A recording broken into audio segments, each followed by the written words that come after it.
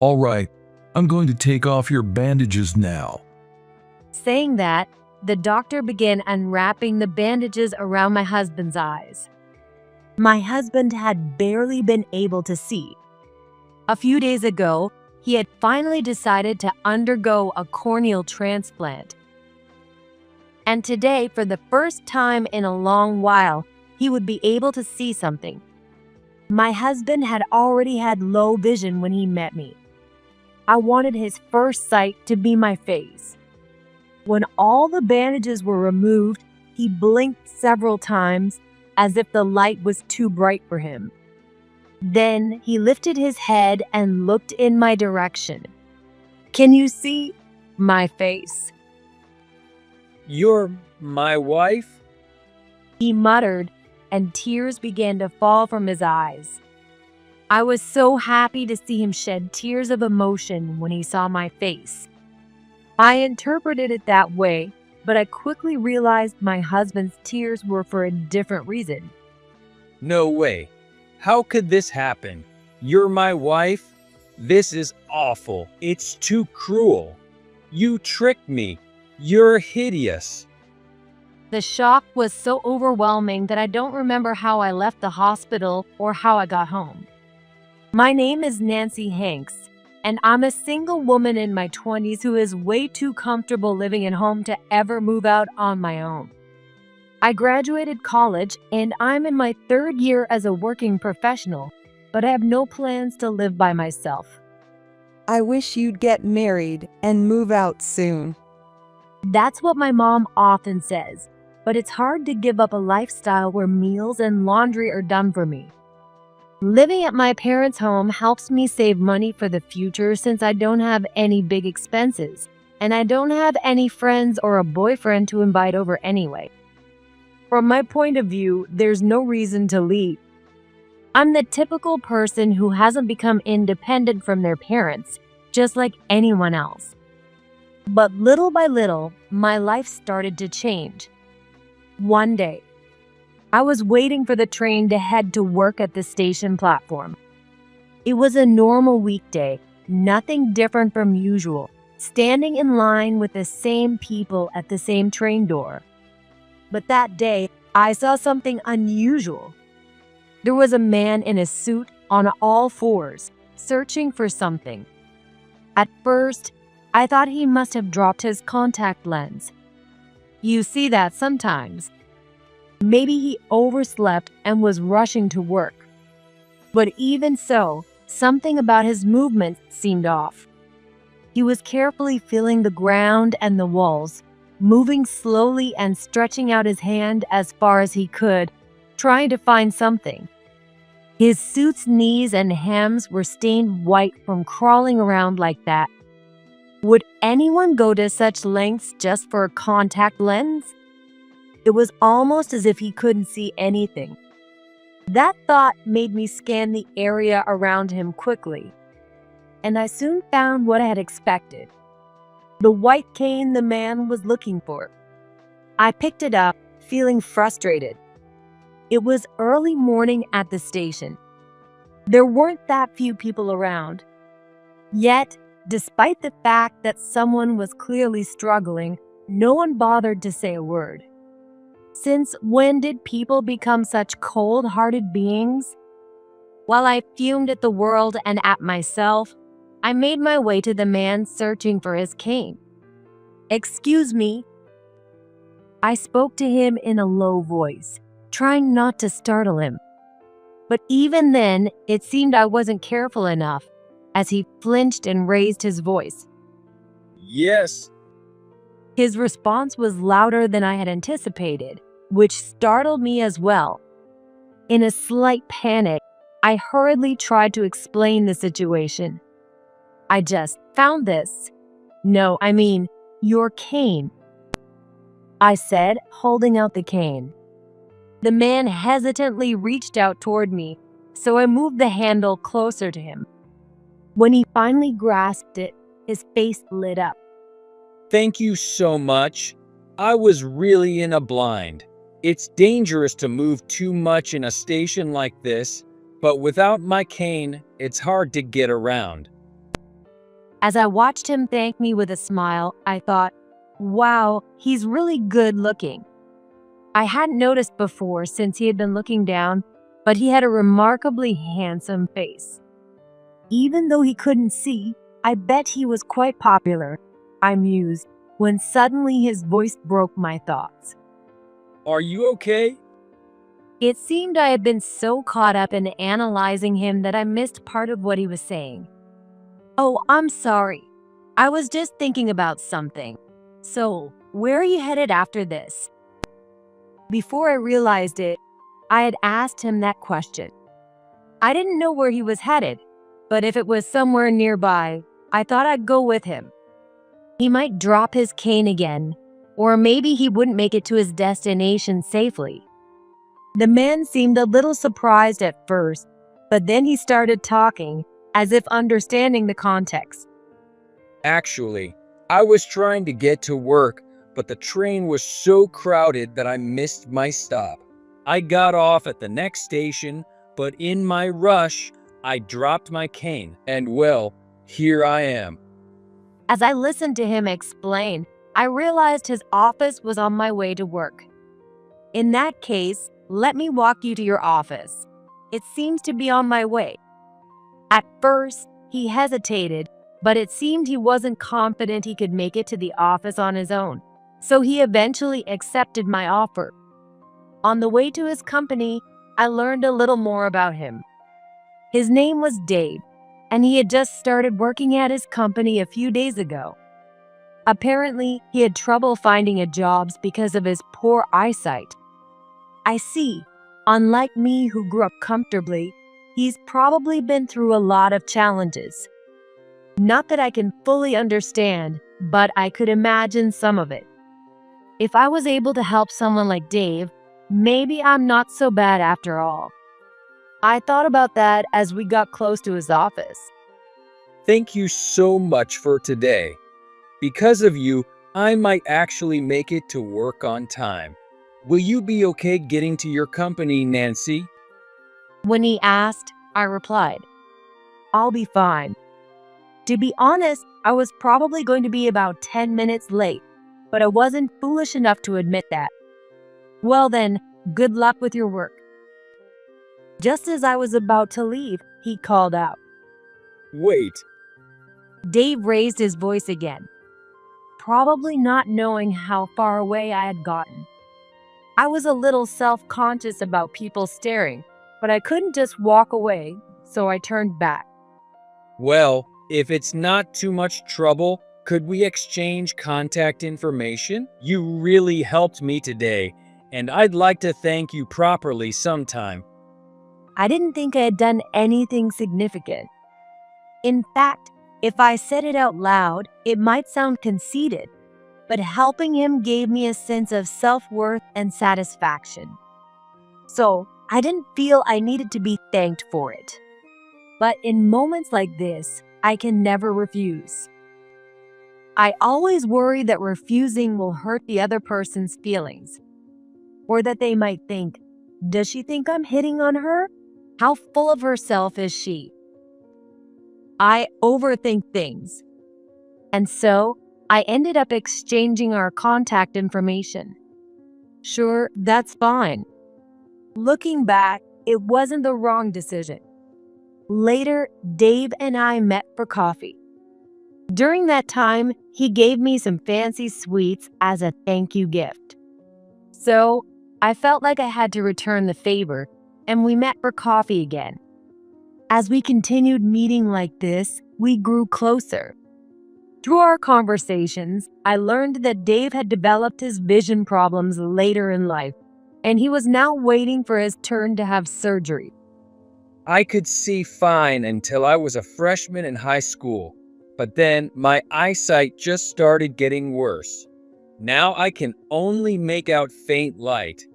Well, they say I'll be able to see again after surgery, so I'm not too down about it.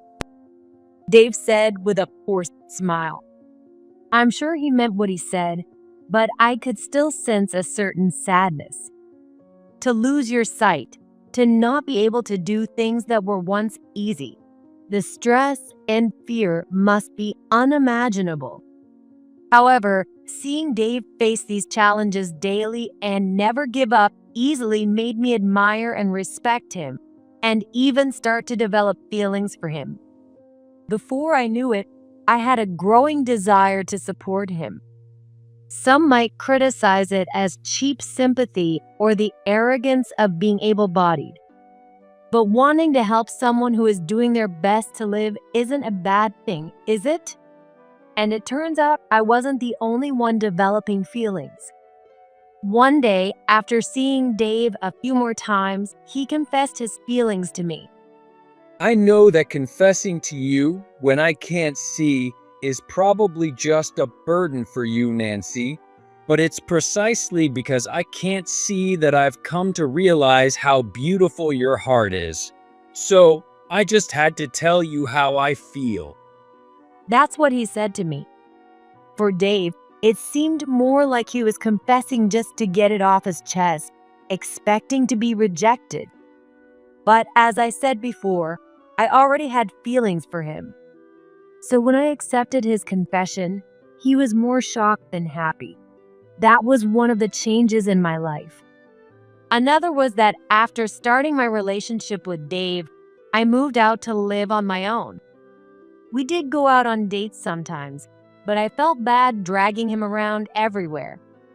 Besides, I wanted to save those experiences for after he regained his sight. So, most of our dates ended up being at home, but it felt awkward doing that at my parents' house. That's why I decided to leave my family home. We gradually fell into a semi-cohabitation routine, and about 6 months into our relationship, Dave proposed to me. That was a surprise for me too. I had started thinking more about marriage since we began living together. Is this what being a couple feels like? Between his confession and the proposal, it felt like Dave and I were completely in sync. With that in mind, I answered his proposal. I'd love to. However, a few months after we got married, I found myself facing a problem. It was Dave's changing behavior. Before we got married, despite being unable to see, Dave always did things for himself. In the beginning, out of concern and wanting to show how capable I was, I started doing everything for him. But since we both worked, that naturally started to become a burden for me. It also seemed that being overly protective was stressful for Dave too. According to him, once he memorized the layout of the house and furniture, getting around wasn't that difficult. Of course, suddenly rearranging the furniture or leaving things on the floor would be dangerous. But I was naturally neat, so that wasn't an issue. Because of that, Dave would take his dishes to the kitchen after meals, and he even helped bring in the laundry. However, lately, Dave hasn't been helping with anything at all. I had heard that men sometimes grow distant after getting married, but I never expected Dave to be one of them. Feeling a bit sad, I said to him, "If you're done eating, can you take the plates to the kitchen?" Then Dave said something shocking. Why should I? It's more efficient for you, Nancy, since you can see to do it. After all, I'm visually impaired, basically blind. It's only natural that a healthy person like you should take care of me. Dave would have never said something like this before we got married. I sighed as I cleared the dishes, thinking about how things had changed. And then my mom's words came to mind. I had called her for advice about Dave's attitude just a few days earlier. Didn't I tell you so? But that's exactly what my mom ended up saying. I told you, didn't I? I said, why don't you wait to get married until Dave's eyes are healed? But you just said, we're already living together, so it's the same as being married. And now you're coming back to rely on us. You should try harder on your own. Then she hung up. Sure enough, When we visited my parents to announce our marriage, my mom looked at me with worried eyes and said, "There's no need to rush." I had ignored her advice, insisting on getting married anyway. As much as I wished she'd be a little more understanding, maybe this was just a sign that I hadn't fully learned to be independent. Still, I wanted to resolve things before my relationship with Dave got worse. After much thought, I decided to take a chance and seek help from someone else. One day, on a weekend, Dave and I were going about our day as usual. I was making lunch, and Dave had his earbuds in, listening to something as always. Once lunch was ready, we sat down to eat. Trying to sound as casual as possible, I started talking. "Dave, I'm going grocery shopping for dinner after this. So could you bring in the laundry that's hanging in the bathroom while I'm out?" Dave looked a little confused by my request. He retorted after a slight pause. Why? You could just bring it in before you go shopping. "That won't work. It's not dry yet." Once again, Dave frowned, as if he sensed that something was off. Then bring it in when you get back. "But if I do that, dinner will be late. And you don't like eating too late, right? You used to help me before we got married, so you can do it every now and then." Dave was about to snap back at me, but then seemed to realize what felt off. More importantly, Nancy, aren't you being a little loud today? It's annoying, so could you? Who do you think you are? A sudden shout came from behind Dave. Dave flinched in surprise, but seemed to recognize the voice as he nervously opened his mouth. Why are you here? Mom. Yes, the person I had asked for help was Dave's mother, my mother-in-law. Let's go back to when we visited Dave's parents to introduce ourselves as a married couple. His parents were overjoyed that Dave had found someone to marry. It seemed they had thought that, given his eyesight, it would be a while before he could get married. At the same time, they were also worried about me. Since Dave's mom had been a stay-at-home mom, she had spent a lot of time with him. And she knew firsthand how challenging it was to live with someone who had a disability. I raised Dave without treating him any differently than other kids his age.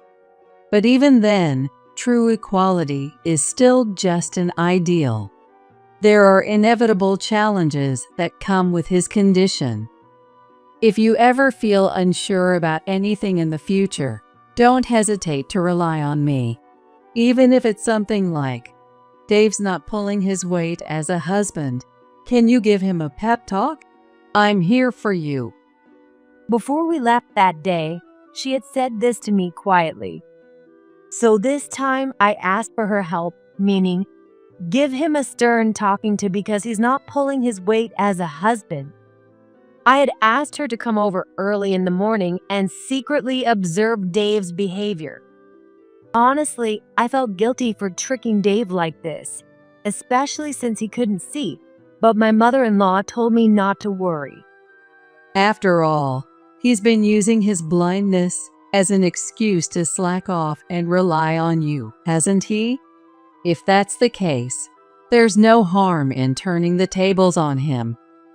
Sure enough, Dave started voicing his complaints at me. Are you one of those people who looks down on the disabled too? But he was immediately scolded by his mom. Be quiet. You always say you want to be treated equally when it's convenient, but the moment things get tough, you hide behind your disability. You've had that bad habit for years. What are you going to do if Nancy gets fed up with you and leaves? I hate to say this, but realistically, there aren't many people willing to marry someone with a disability. And it's hard to find a woman as kind and patient as Nancy. As Dave received a lecture from his mom, he started to reflect and eventually apologized to me. I'm sorry. I was taking advantage of your kindness. I'll change, I promise. Please forgive me. Dave was deeply embarrassed. Being scolded by your mom as an adult really hits you hard. I even started to feel a little sorry for him halfway through. Maybe I had overdone it. With that thought, I accepted his apology, and from then on, Dave started doing things for himself again. A few months later, Dave's turn for surgery finally came. The operation would only take about 2 hours, but that didn't mean he'd be able to see immediately. Since the surgery was in the evening, they would remove the bandages the next day to see if his vision had improved. The surgery ended successfully, and all that was left was to remove the bandages. Finally, the moment arrived. In the hospital room, it was me and Dave's parents. The doctor entered the room, nodding to us as he walked in. All right, I'm going to take off the bandages now. Saying that, the doctor began unwrapping the bandages from around Dave's eyes. I moved closer to Dave, leaning in slightly so that my face would be the first thing in his line of sight. I wanted my face to be the first thing he saw. In a way, this felt like our true first meeting. The thought made me feel nervous as well. Once all the bandages were off, Dave blinked several times as if the light was too bright after such a long time. Then he raised his head and looked in my direction. "Can you see my face?" Is that you, Nancy? When I nodded, Dave began to cry. Seeing him shed tears of joy just from seeing my face made me so happy. At least, that's how I interpreted it. But it turned out that his tears were for a different reason. No way. Is this some kind of joke? You're my wife? This is awful. How could you trick me like this? You're so freaking ugly. I don't remember much after that. You can't talk like that to someone who has supported you all this time. I vaguely recall Dave's dad getting furious and trying to slap him, but the doctor stopped him. Apparently, since it was right after the surgery, any strong impacts was off limits. After that, somehow, I found myself back home. Looking at my phone, I saw several missed calls and voicemails. They were from Dave's mom. When I called her back, she apologized over and over. I don't even know how to apologize properly. If you want, we'll pay compensation or agree to a divorce. But at that moment, even I didn't know what I wanted to do. So for now, I replied to my mother-in-law with this. "It's okay. I've been used to being called ugly since I was a kid." With that, I hung up the phone. I'd been self-conscious about my looks ever since I was a child. Back in elementary school, I was constantly teased and called ugly. As I grew older, everyone matured and stopped calling me ugly to my face, but I knew they were saying things behind my back. They still thought I was ugly. They just didn't say it out loud anymore. To survive in such a cruel environment, I developed ways to cope. I would laugh off comments about my appearance to lighten the mood, or I'd take on tasks no one else wanted to do, becoming the helpful person, or rather the convenient one. Have you ever noticed? A beautiful person doesn't have to do anything to be liked, but an ugly person has to constantly try, or they'll be hated immediately.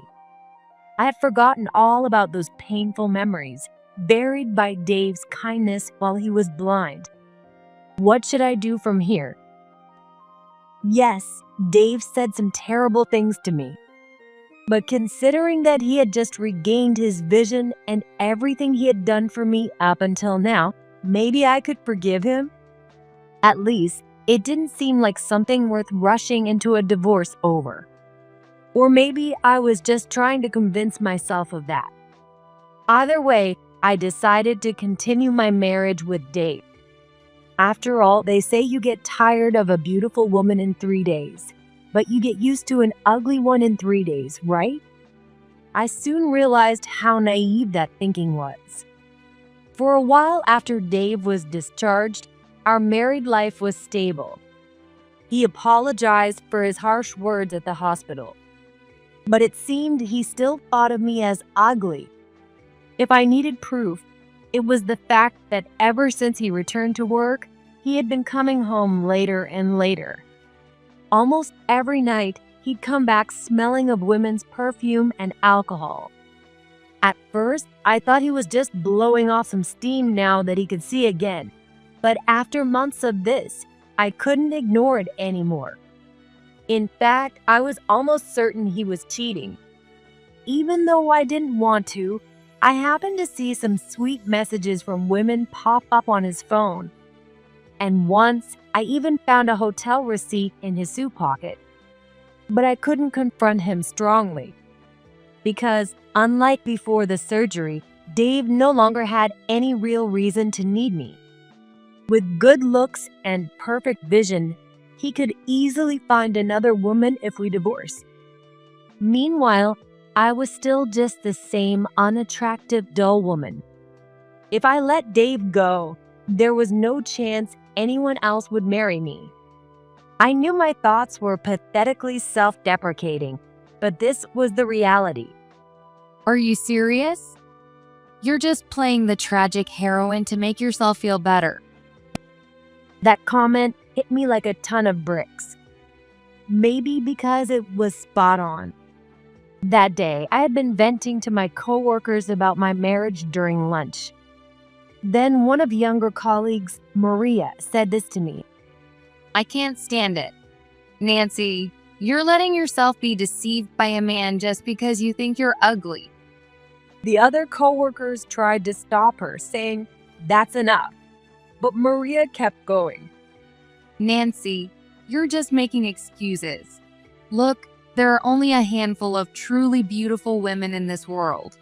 Strip off all their makeup, and most of them are ugly underneath. But despite that, they work on themselves with fashion, makeup, and sometimes even improving their minds and personalities.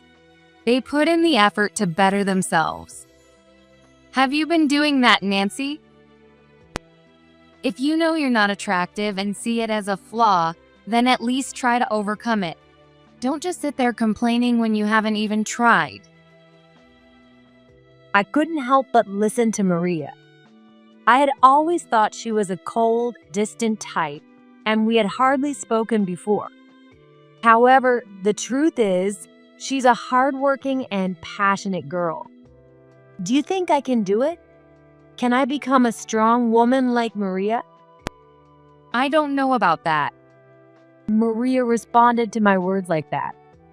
I don't think I'm particularly strong, and I don't really know you well, Nancy, but I think I can help. Then Maria took a step closer to me and said, Let's show your husband what he's missing. One night, after work, Maria and I found ourselves at a bar. It was a stylish place, but the lighting was so dim that I felt a bit uneasy, especially since it was my first time in a place like that. Relax. Maria seemed to notice and told me to calm down. As I glanced around at the other customers, Maria made eye contact with a man. A moment later, he walked over and asked, "Wanna have a drink with me?" My heart started pounding. Not because a man approached me, but because I was nervous.